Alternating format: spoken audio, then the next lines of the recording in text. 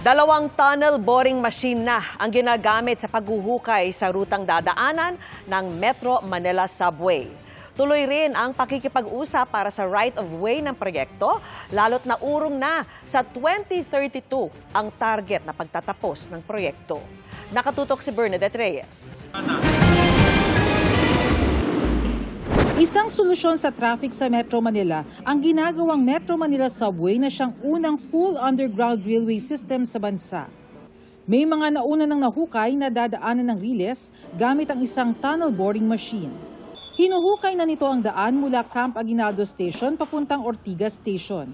Pero para mapabilis ang gawa, nagdagdag ng isa pang tunnel boring machine na magdidrill na rin mula Camp Aguinaldo Station papuntang Anona Station. Additional tunnel boring machine means lesser time, no, para matapos ang ating mga proyekto. Tulad po ng sinabi ko kanina, naantala na po. Full speed ahead na ika nga itong ongoing na construction ng Metro Manila Subway. At sa sandaling matapos na itong proyekto, inaasang malaki ang maitutulong nito para maibsan ang pabigat na daloy ng trapiko sa Metro Manila. 2028 ang initial na target ng paglulunsad nito, pero sa 2032 pa inaasang matatapos ang buong stretch ng 33-kilometer na subway matapos maantala dahil sa right-of-way issue.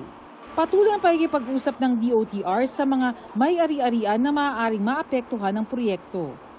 Out of the 33 properties, meron po tayong naiiwan na 12 na kailangan pang patuloy pa rin ang negosasyon, patuloy pa rin pag-ipag-usap. Kasi yung isang property dun, ang balita ko, creek naman. So, hindi siya kasama sa kailangan bayaran.